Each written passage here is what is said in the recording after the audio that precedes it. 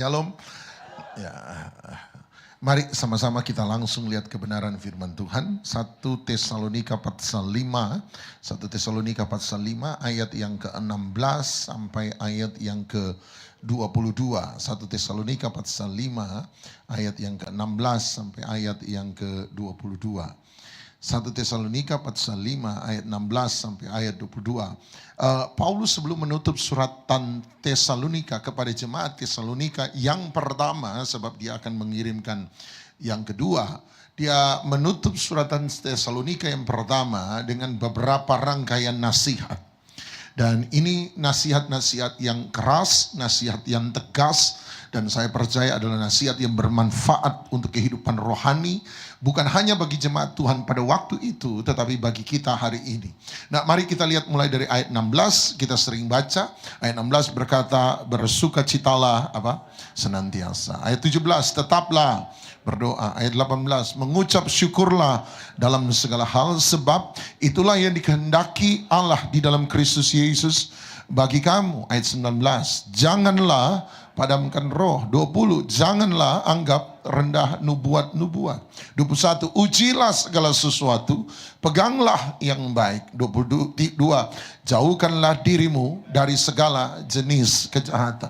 Dari serangkaian nasihat mulai dari ayat 12 sebenarnya sampai ayat yang ke-22, menurut saya di pertengahan dari nasihat-nasihat tersebut, Paulus mengatakan sesuatu yang menjadi inti dari seluruh nasihat yang dia sampaikan. Apa itu? Ayat 19. Pada ayat yang ke-19 dia berkata, janganlah padamkan roh.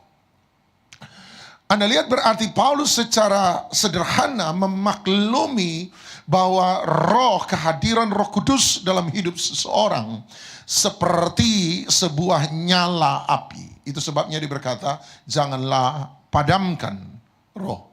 Dan menurut saya itu tafsiran yang sangat lumrah dan sangat sah. Sebab ketika peristiwa Pentakosta pertama, Kisah Rasul pasal yang kedua, Anda akan menemukan bahwa salah satu tanda dominan kehadiran baptisan kepenuhan Roh Kudus dalam Kisah Rasul pasal 2 adalah ketika Roh Kudus turun dalam rupa nyala api di atas kepala para rasul. Oleh sebab itu sangat lumrah saya berkata, Paulus menganggap bahwa roh di dalam hidup Anda dan saya seperti sebuah api yang menyala.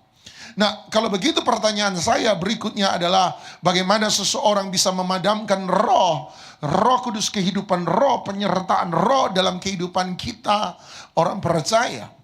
Dan jawaban saya sederhana, karena Paulus menganggap Roh Kudus dalam hidup kita seperti sebuah nyala api, maka sebagaimana api bisa dipadamkan secara natural, maka demikian pula kita orang percaya bisa memadamkan Roh Kudus dalam kehidupan Anda dan saya. Nah, bagaimana cara api dipadamkan? Ada dua cara hari ini saya mau angkat. Nomor satu, api dipadamkan dengan cara sederhana, kita beri lawan dari api itu sendiri. Ketika api kita beri lawan dari api, maka api itu akan menjadi padam. Ketika ada api yang menyala, Anda beri lawan. Apa lawan dari api? Air. Anda lempar air, Anda siram air ke dalam api, maka api akan menjadi apa? Padam. Demikian pula kehidupan roh dalam hidup manusia. Orang percaya, bagaimana hidup roh dalam hidup orang percaya bisa padam? Jawaban saya sederhana, ketika apa yang menjadi lawan dari roh itu hadir di tempat yang sama di mana Roh Kudus itu berada, maka api Roh Kudus itu pun akan menjadi padam. Nah, pertanyaannya adalah apa lawan dari roh? Paulus yang berkata 1 Tesalonika 5:19 adalah Paulus yang sama yang menulis Galatia pasal 5 ayat yang ke-16. Galatia pasal 5 ayat 16. Galatia 5:16 Paulus berkata, maksudku ialah hiduplah oleh roh, maka kamu tidak akan menuruti keinginan daging. Ayat 17, sebab keinginan daging berlawanan dengan keinginan roh, dan keinginan roh berlawanan dengan keinginan daging, karena keduanya bertentangan. Anda tanya, apa lawan dari roh? Sederhana, daging. Semakin besar daging, semakin besar keinginan daging dalam hidup manusia, maka di waktu yang sama semakin redup dan pudarlah keinginan roh dalam hidup manusia.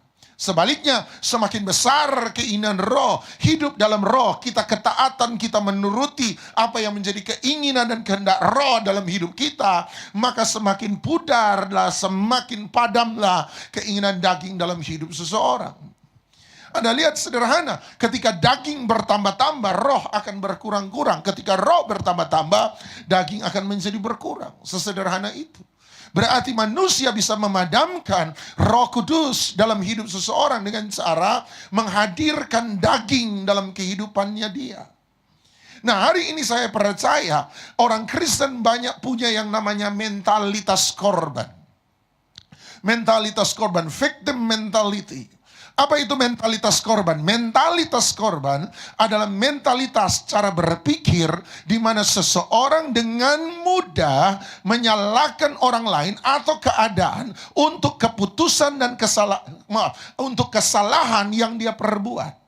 Sekali lagi, mentalitas korban adalah sebuah cara berpikir di mana kita selalu menyalahkan keadaan atau orang lain untuk keputusan-keputusan, pilihan-pilihan, perbuatan-perbuatan yang kita lakukan sendiri. Mentalitas korban. Ketika kita berbuat kesalahan, mudah bagi kita berkata, oh iya itu gara-gara keadaan sih. Ya gara-gara kepepet, habis gimana udah kepepet. Ya, kenapa buat dosa, kenapa buat kesalahan? Oh iya, sebab si A yang mendorong itu, sebab si B yang menggoda saya, sebab si C. Dan yang paling luar biasa adalah kita mulai menyerahkan semua tanggung jawab yang seharusnya menjadi pikulan kita serahkan kepada setan dan menyalahkan setan untuk segala sesuatu yang justru kita perbuat sendiri. Makanya semua setan mulai kita kasih nama. Waktu ada selingkuh, ketahuan selingkuh, Anda bilang ini gara-gara setan selingkuh. Waktu Anda korupsi, ada ketahuan korupsi, Anda bilang ini gara-gara setan korupsi. Waktu Anda ditegur karena iri hati, Anda bilang ini gara-gara setan iri hati. Sampai ada jokan di mana setan memasukkan surat pengunduran diri sama Tuhan.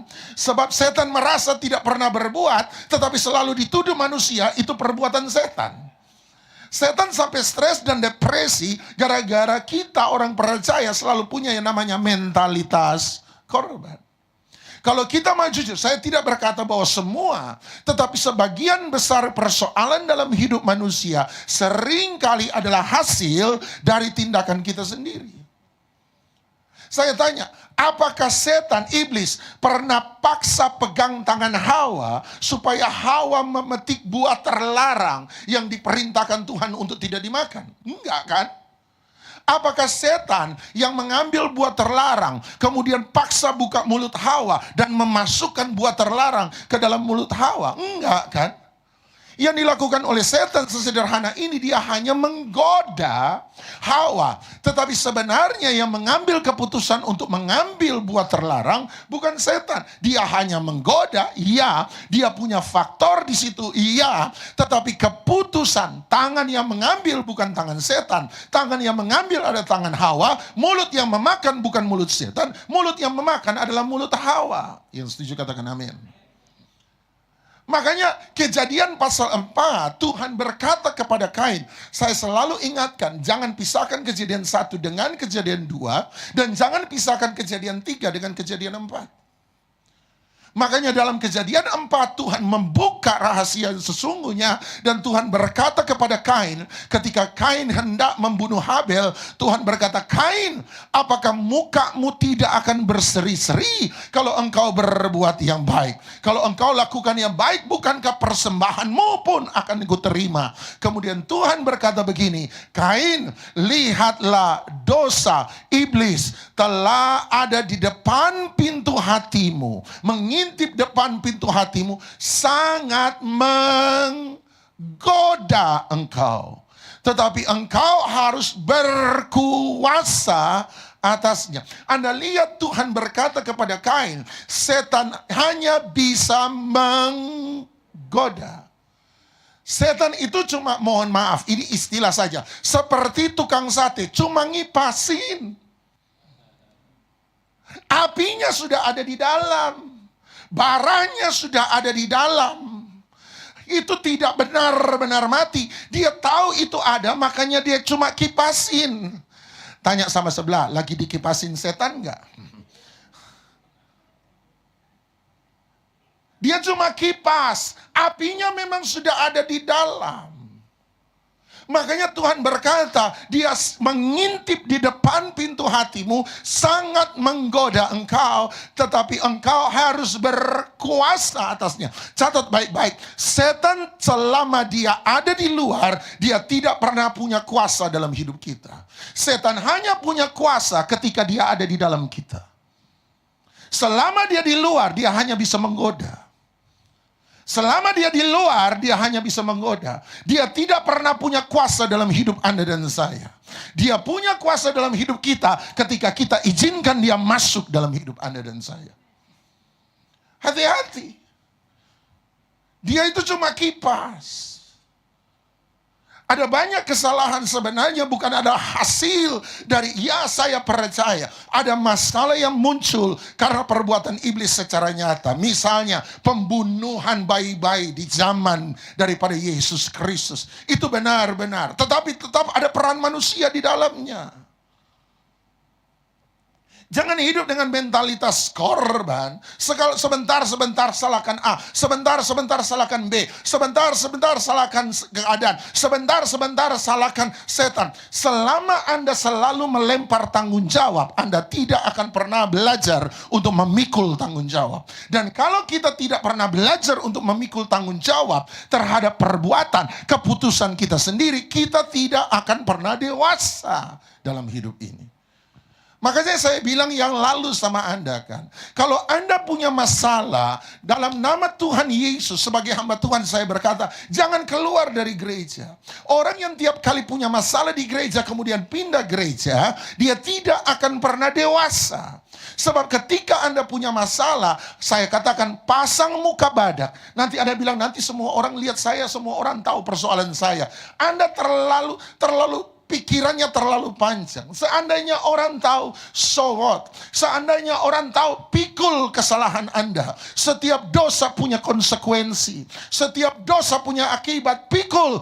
Datang pasang muka badak. Beri diri dengan cukup rendah hati. Untuk didisiplinkan, diajar oleh kepemimpinan gereja. Dan waktu Anda bersedia diajar, maka Anda akan bertumbuh jadi lebih baik.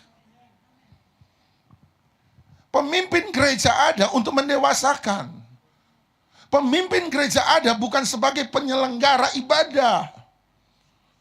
Kepemimpinan dalam gereja ada untuk mendewasakan. Efesus pasal 4 ayat 12 berkata satu fungsi pemimpin adalah untuk mempersiapkan orang-orang kudus. Melatih orang kudus supaya mereka bisa melakukan pekerjaan-pekerjaan pelayanan.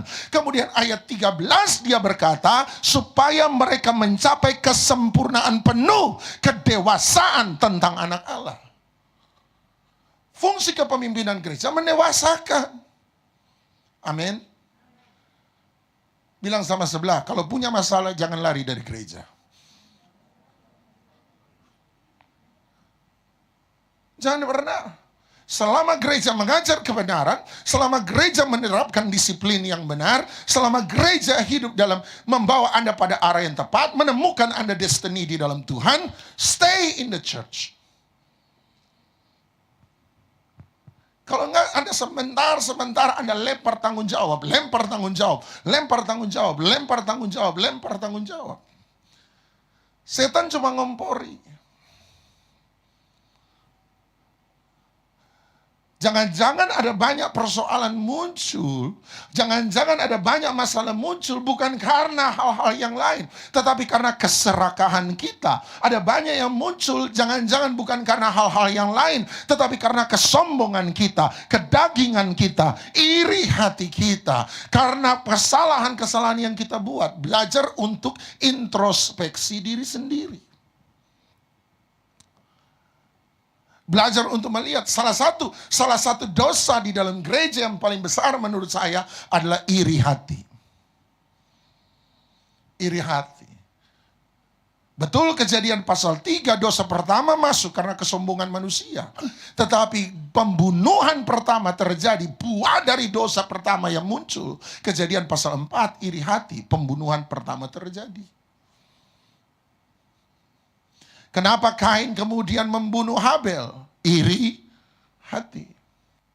Kenapa Raja Saul kemudian hendak membunuh Daud? Lihat, selalu orang iri itu selalu akan membawa pada pembunuhan.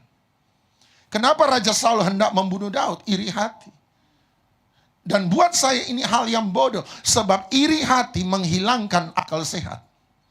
Sama-sama bilang, iri hati menghilangkan akal sehat. Saya tanya sama Anda, di zaman Raja Saul dan Daud, siapa yang punya mahkota di atas kepala? Saul.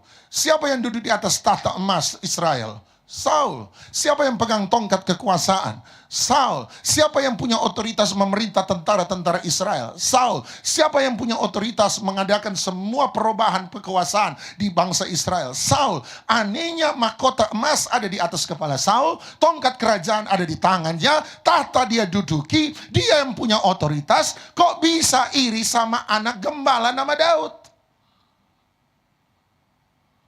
Sama-sama bilang, iri hati menghilangkan akal sehat. Orang kalau sudah iri hati, segala sesuatu jadi terbalik. Kamu yang di atas, kenapa kamu iri sama yang di bawah? Kamu yang lagi di atas punya kekuasaan, kenapa kamu iri bagi dia yang seakan-akan tidak punya apa-apa?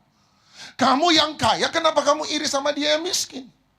Kamu yang punya kekuasaan, kenapa kamu iri kepada dia yang tidak punya kekuasaan? Dosa iri hati menghilangkan akal sehat. Hal yang sama terjadi kepada hamba yang punya 1 talenta. Kenapa dia tidak mau mengusahakan 1 talenta yang dia punya? Sebab iri hati. Iri hati sama siapa? Yang punya 2 talenta dan punya 5 talenta. Wajar dong Pak. 1 talenta kan lebih kecil dari yang 2 talenta. 1 talenta lebih kecil daripada yang 5 talenta. Wajar dong Pak. Betul. Tapi jangan lupa, saya pernah ajar dulu, talenta itu bukan bakat dalam Alkitab. Dalam Alkitab, talenta, kamus Alkitab, adalah ukuran berat logam mulia. Ukuran berat logam mulia. 1 talenta 34 kilogram emas murni. Kalau hari ini 1 gram 1 juta sekian, 1 kilogram berarti 1 M sekian, 34 kilogram saya sudah tanya yang punya UBS 40 M sekian. 1 talenta 40 M bos. 40 M di tanganmu. Tetapi hanya karena dia iri sama yang punya 2. Betul sih 2 talenta lebih banyak daripada 1 talenta. Saya juga nggak goblok matematika. 5 talenta lebih banyak daripada 1 talenta. Tapi jangan lupa 1 talenta itu besar. Minimal yang Tuhan taruh dalam hidup kita adalah 40 miliar, 1 tambang emas Tuhan taruh dalam hidup Anda dan saya. Pertanyaan saya, kalau 1 talenta wajar untuk iri sama yang 2 talenta dan wajar 5 talenta, saya tanya kepada Anda, kenapa yang 2 talenta tidak pernah iri sama yang 5 talenta? Setuju? Kalau Anda bilang wajar dong, 2 itu lebih banyak daripada saya. Betul, kalau itu benar, wajar. Pertanyaan saya sederhana, kenapa yang 2 talenta tidak pernah iri sama yang 5 talenta? Jelas kok, Alkitab berkata dia memberi masing-masing mereka talenta, ukuran talenta berdasarkan kemampuan mereka. Dia maha tahu kenapa kamu diberi 1 talenta. Gara-gara cara berpikir mentalitas korban yang kamu punya. Makanya kamu dapat harga minimal. Itu pun sudah gede. Bayangkan kalau dia kasih 2, nanti kamu akan iri dengan 5. Kalau dia kasih 5, kamu akan iri dengan 10. Kalau kita selalu membandingkan hidup kita dengan orang lain, maka kita tidak akan pernah jalan dalam hidup ini. Dia beri berdasarkan kemampuan. Kenapa satu dapat satu? Karena kemampuanmu satu. Kenapa dua dapat dua? Kemampuannya dua. Kenapa lima dapat lima? Kemampuannya lima. Tetapi saya tanya, ketika 2 talenta menghasilkan 4 talenta dan 5 talenta menghasilkan 10 talenta, saya tanya, upah dari sang tuan kepada yang 2 talenta dan 5 talenta sama atau beda? Hamba yang terima 2 talenta dan hamba yang punya 5 talenta, ketika mereka mengusahakan, upah yang mereka terima dari sang tuan sama atau beda? Hamba yang terima 2 talenta, sang tuan kasih upah apa? Baiklah perbuatanmu hai hambaku yang baik dan setia, turutlah masuk dalam kebahagiaan sukacita tuanmu. Yang 5 talenta bawa 10 talenta, Anda tahu tuannya bilang apa? Baiklah hai hambaku yang baik dan setia, sebab engkau telah mengerjakannya dengan baik, turutlah masuk dalam sukacita Tuanmu. Artinya yang 2 talenta dan 5 talenta sama-sama berusaha, walaupun hasilnya berbeda, upahnya tetap sama. Teman saya bagus sekali bilang begini. Dia bilang berkata, Tuhan memberi sesuatu, Tuhan memberi talenta berdasarkan kemampuan tiap orang. Tetapi Tuhan memberi upah berdasarkan kesetiaan tiap orang. Kalau kamu setia dengan 2 talenta, selama kamu sama setianya dengan 5 talenta, upahnya akan tetap sama. Yang khotbah di mimbar dan yang jadi asyir di belakang, asal sama-sama setia, upah kita tetap sama. Hanya yang di depan diberi talenta lebih, yang di belakang diberi talenta kurang. Tetapi kalau kita sama-sama setia, upah kita tetap sama. Kenapa harus iri? Anda mau iri dengan yang khotbah? Sini gantiin saya.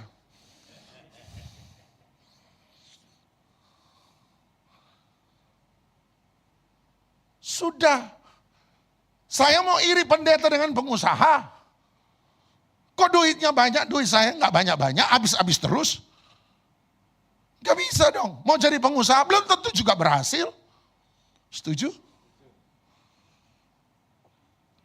Kalau Tuhan tidak panggil di situ, belum tentu berhasil. Mari kita lakukan panggilan kita dengan setia. Selama kita lakukan panggilan kita dengan setia, mereka yang membantu secara keuangan dan mereka yang melakukan pelayanan, upahnya sama. Bilang sama sebelah, asalkan setia upah kita sama. Amin. Hari ini gak tahu kenapa saya marah-marah. Gak ngerti. Gak ngerti. Gemes benar-benar. Sebab lihat jemaat dari tahun ke tahun. Di sini gak ada yang ngaku. Saya hanya mewakili curahan hati Bapak Gembala saja. Saya paling senang kalau ada pendeta khotbah persis isi hati saya. Saya langsung yes. Kalau ngomong sendiri sama jemaat dikira ada pesan sponsor. Kalau ngomong sendiri sama jemaat dikira pendeta curhat. Tapi kalau ada pendeta lain yang khotbah begini, saya dalam hati katakan haleluya. Makanya saya bilang sama Anda, kalau kita berjalan dengan visi, kita akan bertumbuh. Tanda orang yang berjalan pada visi Tuhan, dia tidak akan pernah tetap sama. Dia selalu akan berbuah. 1 talenta harus jadi 2 harus jadi 4, 5 harus jadi 10 harus jadi 20. Berubah, berbuah. Ada banyak orang seringkali hanya punya dampak tapi tidak punya buah. Yang kedua, bagaimana api Roh Kudus dalam hidup kita mati? Nomor 1, Anda beri lawan. Di mana ketika lawan dari api Roh Kudus itu hadir, maka api Roh Kudus dalam hidup kita akan menjadi padam. Nomor 2, bagaimana api Roh Kudus dalam hidup kita mati, lihat bagaimana api menjadi padam dalam dunia sehari-hari. Yang kedua, api menjadi padam ketika tidak ada lagi sesuatu untuk dibakar. Ketika api tidak punya sesuatu untuk dibakar, maka dia akan menjadi padam dengan sendirinya. Pasang lilin. Ketika lilin Anda tidak tiup, tetapi ketika lilin sumbu itu sudah habis, angus terbakar, maka lilin tidak perlu ditiup, dia mati dengan sendirinya. Anda taruh kayu bakar, Anda bakar itu kayu. Ketika seluruh kayu sudah terbakar habis, tidak perlu ditiup, api itu akan mati dengan sendirinya. Pernah lihat alat pemadam kebakaran? Kalau Anda semprot, keluar sesuatu seperti busa. Fungsi busa itu adalah alat kimia, adalah sesuatu, obat kimia yang berfungsi untuk menarik oksigen dari udara sekitar. Kenapa ini perlu obat kimia untuk menarik oksigen dari udara sekitar? Sebab api selalu butuh oksigen untuk menyala. Sebab udara oksigen itu yang membuat api terbakar. Makanya di luar angkasa Anda tidak bisa pasang lilin ulang tahun. Sebab tidak ada oksigen. Ketika Roh Kudus tidak punya sesuatu untuk dibakar dalam kehidupan Anda dan saya, maka Roh Kudus itu akan menjadi padam. Kenapa kemudian kita baca tadi Paulus bicara soal nasihat dan dia berkata, "Hei, bersukacitalah senantiasa." Kenapa dia mulai dengan itu? Sederhana, sebab sukacita adalah bahan bakar, kayu bakar bagi Roh Kudus untuk menyala dalam hidup kita. Kenapa dia berkata tetaplah berdoa? Sebab doa itu adalah kayu bakar bagi Roh Kudus untuk menyala dalam hidup Anda dan saya. Kenapa dia bilang mengucap syukurlah dalam segala hal? Sebab ucapan syukur adalah kayu bakar bagi Roh Kudus untuk menyala dalam hidup kita. Catat baik-baik, berterima kasih sama Tuhan dan mengucap syukur sama Tuhan, dua hal yang berbeda. Berterima kasih dan mengucap syukur itu dua hal yang berbeda. Saya berterima kasih kepada Bapak Gembala kalau saya terima sesuatu dari Bapak Gembala yang baik. Setuju? Kalau saya diberi hadiah oleh Bapak Gembala, "Pak Doni, ini hadiah buat Pak Doni." Saya akan bilang terima kasih. Saya berterima kasih sebab saya mendapat sesuatu yang baik. Setuju? Mengucap syukur bukan berarti Anda terima yang baik baru Anda bisa mengucap syukur. Anda berterima kasih karena Anda sudah terima yang baik. Mengucap syukur, saya mengucap syukur sebab saya tahu Bapak Gembala orang yang bersedia berjalan bersama-sama dengan saya, bersedia backup saya, ada di samping saya, orangnya baik. Istri saya mungkin tidak kasih apa-apa sama saya hari ini. Hari ini mungkin saya banyak makan di luar. Saya pelayanan, saya makan di luar. Istri saya jaga anak di rumah. Dia tidak kasih apa-apa sama saya hari ini. Tetapi apakah saya tidak berterima kasih pada dia? Ya tidak, karena dia tidak beri apa-apa sama saya. Tapi apakah saya tidak mengucap syukur karena kehadiran dia dalam hidup saya? Oh, saya mengucap syukur. Sebab saya bilang terima kasih Tuhan. Kenapa? Saya mengucap syukur sebab ada istri yang baik yang engkau tempatkan di samping saya. Saya mengucap syukur karena kehadiran dia. Dia baik. Saya berterima kasih karena apa yang saya dapatkan. Saya mengucap syukur karena pribadi seseorang. Selama Anda tahu Tuhan baik, Anda bisa mengucap syukur. Tapi saya belum terima sesuatu dari Tuhan. Saya tidak suruh berterima kasih, saya suruh mengucap syukur. Halo? Ada banyak orang, selama Anda bisa mengucap syukur, Anda akan temukan api roh dalam hidup Anda. Sekalipun di tengah-tengah badai akan terus menyala. Sebab dia punya sesuatu untuk dibakar. Jangan rendahkan nubuat-nubuat. Jangan menghina merendahkan hal-hal yang supranatural.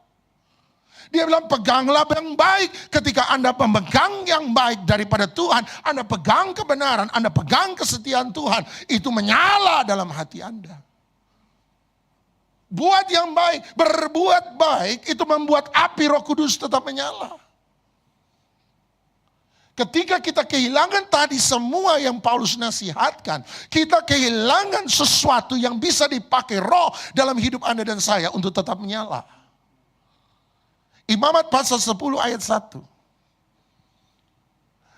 Imamat 10 ayat 1. Dalam pentahbisan kemah suci Musa, tabernakel, ada api turun dari langit.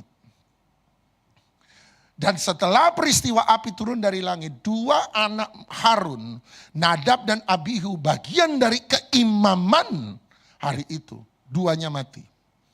Karena mempersembahkan api asing.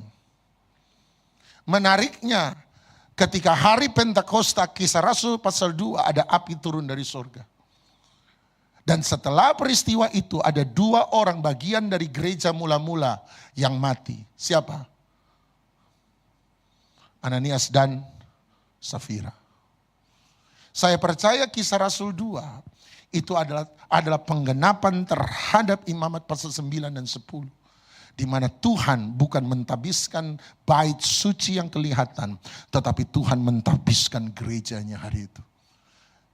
Kisah Rasul 2 adalah sebuah tanda dari Tuhan dari sorga yang berkata, mulai dari sekarang, zaman gereja, church age, itu akan dimulai. The race begin. Makanya sejak hari itu, api yang turun dari Kisah Rasul 2, itu diserahkan kepada semua yang berjalan bersama-sama dengan dia. Dari generasi kepada generasi. Kemarin bulan Februari kami buat One Day Revival. Saya dan dua partner saya sangat-sangat diberkati. Bahkan ke beberapa orang saya berkata, you must have the message. Kamu harus dapat tangkap pesan itu. Kami belajar. Saya dan Pastor Michael Wijaya dan Pastor Dio Pradipta. Mereka ngajar sesuatu yang sangat bagus. Salah satu, Pastor Dio Pradipta. Itu wakil gembala GBI Puri Indah. Anak dari Pak Samuel Gunawan, Jakarta, GBI Puri Indah. Dan dia bilang begini, selama ini kita berpikir bahwa peralihan dari generasi tua kepada generasi muda seperti menyerahkan sebuah tongkat estafet. Selama minta tolong Pak sebentar sini. Pegang, tapi jangan bawa pulang. Anggap ini generasi tua, ini generasi muda. Haleluya. Masih menyala bro. Menyala abangku. Haleluya. Api Roh Kudus tetap menyala. Api Kristus tetap menyala. Kalau ini di generasi tua, menyerahkan kepelayanannya seperti menyerahkan tongkat estafet. Tongkat estafet, serahkan sama saya. Waktu diserahkan, saya tanya, di tangan generasi tua ada apa? Tidak ada apa-apa. Seringkali generasi tua berpikir, ketika dia menyerahkan pelayanan, ini kenapa banyak generasi tua susah menyerahkan pelayanan. Sebab kalau dia serahkan kepada generasi muda, dia pikir dia tidak lagi punya apa-apa. Satu, ini yang dilakukan generasi tua. Nanti tinggal sudah mau mati gak bisa apa-apa, baru serahkan. Kedua, masih sehat diserahkan, tapi setelah diserahkan, pikirnya kongko-kongko saja di rumah, tidak buat apa-apa. Sebab sudah diserahkan. Betul ada peralihan, tolong pegang. Betul ada peralihan ke masa di mana dua pelayan generasi itu akan melayani bersama-sama. Tapi setelah diambil alih oleh generasi muda, dia pikir dia sudah tidak punya apa-apa. Ini yang membuat generasi tua takut menyerahkan pada generasi muda. Kalau dia tidak punya apa-apa, maka dia bukan siapa-siapa. Tapi hari itu, Pastor Dio bagus sekali dia bilang begini. Jangan-jangan kita ini perpindahan pelayanan generasi itu bukan menyerahkan tongkat estafet. Tetapi seperti sebuah obor dengan nyala api. Ketika generasi tua menyerahkan obor apinya, dia serahkan sama saya. Tolong. Terjadi perpindahan, bukan obornya, tapi perpindahan apinya. Saya tanya, dia masih punya api? Saya sekarang punya api? Kalau dia masih punya api, seandainya tanpa pelayanan itu sekalipun, dia masih bisa buat apa-apa? Sebab masih punya api. Terima kasih Pak. Yang pindah itu bukan tongkatnya. Yang diberi itu apinya. Dan waktu dia serahkan pada generasi muda, dia sendiri masih punya api. Dia bisa serahkan sama orang lain. Pelayanan, dengar baik. Pelayanan kalau satu kali pemimpin tidak ada, kemudian pelayanan itu habis. Berarti selama ini pelayanan itu tidak pernah dibangun di atas dasar Tuhan. Dibangun di atas dasar pemimpin. Sebab tanpa pemimpin pelayanan itu tidak bisa ada. Tapi kalau satu kali pemimpinnya sudah tidak ada, pelayanannya masih tetap bisa bertahan. Berarti pelayanan itu selalu dibangun di atas dasar Tuhan. Saya berdoa, kita ini sementara membawa api dan menyerahkan api pada orang lain.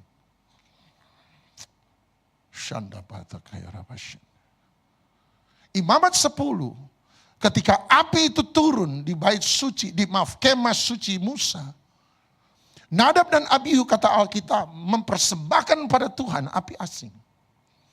Pertanyaannya adalah apa itu api asing? Api asing menurut saya adalah api yang coba dibuat sendiri oleh Nadab dan Abihu. Sebab hari itu ketika Tuhan meresmikan kemah suci Musa, api turun dari sorga membakar korban persembahan di atas mezbah. Itu api dari Tuhan. Tapi Nadab dan Abihu, Alkitab tidak pernah berkata, ini tafsiran saya. Alkitab tidak pernah berkata mereka pergi ke mezbah, mengambil dari api sana, menaruhnya ke tempat perbaraan. Tidak pernah. Alkitab berkata mereka ambil api sendiri. Api yang tidak bangun di atas dasar pengorbanan. Itu api asing. Api yang tidak berasal dari mezbah, nanti akan muncul peraturan bahwa semua api yang ada di kandil, semua api yang akan dipakai di bait suci, semua harus berasal dari mezbah. Kenapa dari mezbah? Sebab api dari mezbah adalah api yang dari sorga. Bukan berarti api itu tidak pernah bisa mati. Api itu setelah bait suci pertama runtuh, api itu akan hilang. Tetapi selama api itu punya korban untuk dibakar, makanya imam-imam selalu memberi korban. Korban pagi, korban petang. Korban pagi, korban petang. Korban pagi, korban petang. Kenapa kasih korban pagi, korban petang? Supaya api tetap menyala. Api dari Tuhan selalu butuh korban untuk menyala. Butuh sesuatu untuk dibakar. Kalau Anda melayani Tuhan, sudah dari kemampuan sendiri, tidak butuh lagi pengorbanan, tidak butuh lagi persembahan hidup di hadapan Tuhan, tidak lagi perlu persembahan hati di hadapan Tuhan, berarti Anda dan saya sementara melayani dengan api asing. Api yang lahir dari kemampuan. Orang banyak saya tahu, saya ngalami kok, saya ikut tahu. Kalau baru pelayanan, baru pertama kali ditunjuk pelayanan. 1 minggu sebelum pelayanan, hati tidak enak. Kalau perlu puasa 1 minggu. Setelah 1 tahun pelayanan, puasa 1 minggu berubah jadi doa 1 jam. Setelah 5 tahun pelayanan, doa tinggal 5 menit untuk pelayanan. 10 tahun pelayanan, sudah tidak pernah doa karena sudah rasa bisa. Ayo pelayan Tuhan, jujur lah. Sudah rasa bisa kan? Dulu waktu mulai pelayanan kan doa lama-lama kan? Tapi setelah sekian tahun pelayanan sudah merasa tidak perlu doa karena sudah tahu biasa. Gak perlu latihan, gak perlu. Hebat. Pernah Anda pikir aneh gak? Rasul Paulus yang paling pintar dalam agama Yahudi, Tuhan suruh melayani orang non-Yahudi. Petrus yang paling cocok justru melayani orang non-Yahudi sebab lahir dari latar belakang biasa-biasa. Tapi yang paling penting dia ada di daerah Galilea. Daerah Galilea daerah percampuran antara orang Israel dan bangsa asing. Dia kenal bahasa-bahasa. Mulai dari bahasa pasar sampai bahasa makian dia kenal semua.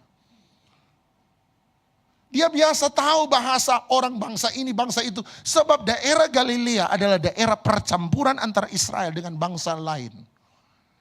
Danau Galilea Anda nyebrang sampai ke kota Dekapolis. Kota Dekapolis itu sudah bangsa lain. Nyebrang sedikit sampai di Sirus dan Tidon. Sirus dan Tidon itu bangsa lain. Yang paling cocok melayani orang non-Yahudi justru Petrus. Anehnya Petrus yang cocok untuk melayani orang non-Yahudi, dia suruh melayani orang Yahudi. Tiap malam dua orang ini doanya dorong-dorongan. Tuhan, Petrus bilang, kalau orang Yahudi kasih Paulus lah, Paulus lebih hebat. Saya yang non Yahudi aja. Paulus di sana sementara doa, Tuhan, orang non Yahudi kasih Petrus saja. Saya orang Yahudi, saya lebih ngerti. Tapi Tuhan bilang tidak, Paulus kamu tetap orang non Yahudi, Petrus kamu tetap orang Yahudi. Kenapa? Supaya tiap hari kamu datang sama Tuhan dan bilang, Tuhan aku gak bisa. Aku gak mampu. Tuhan tolong. Dan tiap hari kita taruh persembahan hidup kita di hadapan Tuhan. Tolong saya ya Tuhan.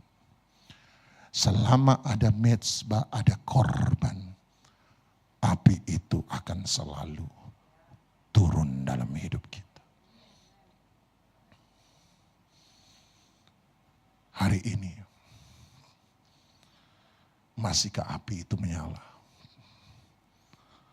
Ataukah api itu sudah tidak lagi menyala, padam? Aktivitas rohani dapat menjadi topeng untuk menutupi kekeringan rohani seseorang. Saya tinggalkan kalimat itu dengan Anda. Saya berdoa hari ini kita tetap bergantung sama Tuhan. Anda konglomerat sekalipun tiap hari bilang, Tuhan aku tidak mampu kalau bukan Tuhan yang pimpin aku. Mari kita datang sama Tuhan.